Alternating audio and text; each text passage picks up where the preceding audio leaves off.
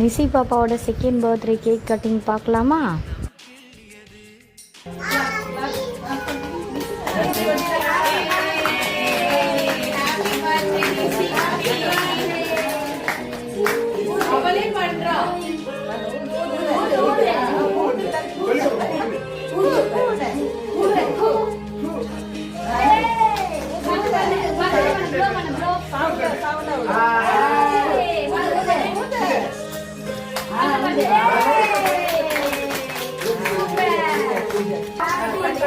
Happy birthday, Nisi Kutti.